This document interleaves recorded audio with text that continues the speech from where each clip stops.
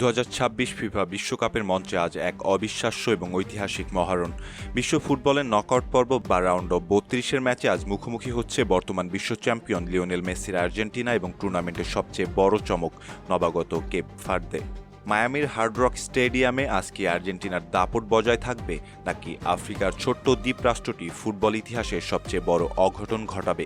আজকের বিশেষ প্রতিবেদনে আমরা বিশ্লেষণ করব দুই দলের রাউন্ড অফ 32-এ আসার গল্প, শক্তি, দুর্বলতা, অতীত পরিসংখ্যান এবং কার জেতার সম্ভাবনা সবচেয়ে বেশি। শুরুতেই দেখে নেওয়া যাক এই দুই দল কিভাবে নকআউট পর্বের টিকিটটা কাটল। Defending champion Argentina group J থেকে দুর্দান্তভাবে শতভাগ জয় নিয়ে গ্রুপ চ্যাম্পিয়ন হয়ে নকআউটে এসেছে। গ্রুপ পর্বে আলজেরিয়াকে 3-0, অস্ট্রিয়াকে 2-0 এবং শেষ ম্যাচে জর্ডানকে 3-1 ব্যবধানে উড়িয়ে দিয়ে নিজেদের শক্তিমত্তার প্রমাণ দিয়েছে লিওনেল স্কালোনির শিষ্যরা। অন্যদিকে কেপ ভার্দের গল্পটা যেন আস্ত একটা রূপকথা।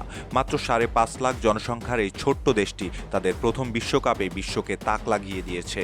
স্পেন, উরুগুয়ে এবং সৌদি আরবের মতো কঠিন গ্রুপ থেকে কোনো ম্যাচ না হেরে সবকটি ম্যাচ ড্র করে গ্রুপ এইচ এর রানার্স আপ হিসেবে তারা শেষ 32-এ জায়গা করে নিয়েছে।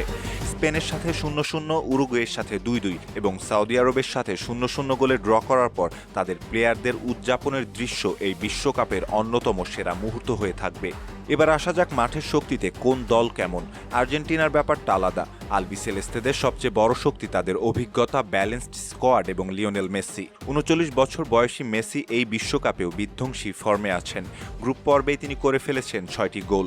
এছাড়া লাউতারো মার্টিনেজ, এনজো ফার্নান্দেস এবং রদ্রিগো ডিপলের মতো বিশ্বমানের তারকাদের নিয়ে গড়া দলটির আক্রমণ এবং মাঝমাঠ দুটোই যে কোনো ডিফেন্স ভাঙতে সক্ষম।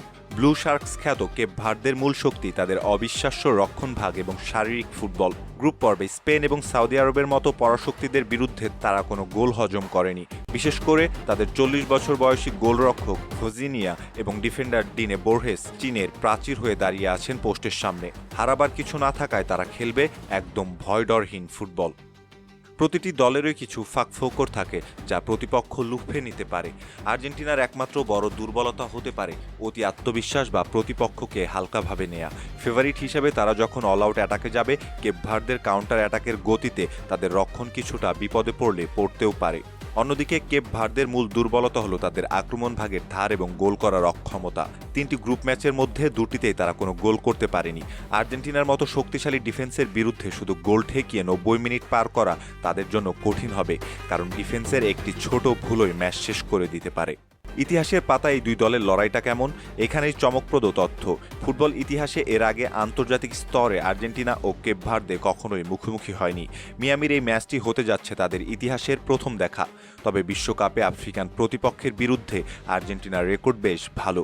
গত 7টি ম্যাচেই তারা আফ্রিকান দলগুলোকে হারিয়েছে।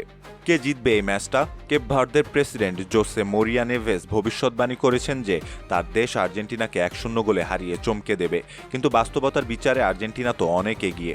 আর্জেন্টিনার যে আক্রমণ ভাগের গভীরতা এবং লিওনেল মেসির যে ফর্ম, তাতে কেপ ভার্দের ডিফেন্স লাইন ভেঙে ফেলা সময়ের ব্যাপার। দর্শক, ফুটবল বিশ্লেষকদের বিশ্লেষণ এবং ট্যাকটিক্যাল রিভিউ অনুযায়ী কেপ ভার্দে প্রথমার্ধে আর্জেন্টিনাকে কিছুটা আটকে রাখতে পারলেও শেষ পর্যন্ত বিশ্ব চ্যাম্পিয়নদের গতির কাছে তাদের হার মানতে হবে। আর্জেন্টিনা 3-0 কিংবা 3-1 ব্যবধানে ম্যাচটি জিতে সহজেই শেষ 16তে জায়গা করে নিবে। তবে ফুটবল অনিশ্চয়তার খেলা, যেখানে রূপকথাও সত্যি হয়। আপনার কি মনে হয়, মেসিদের জয়রথ চলবে নাকি কেপ ভার্দে নতুন ইতিহাস লিখবে? আপনার মতামত জানিয়ে দিন কমেন্ট বক্সে। ভিডিওটি ভালো লাগলে লাইক, শেয়ার এবং সাবস্ক্রাইব করে আমাদের সাথেই থাকুন। ধন্যবাদ।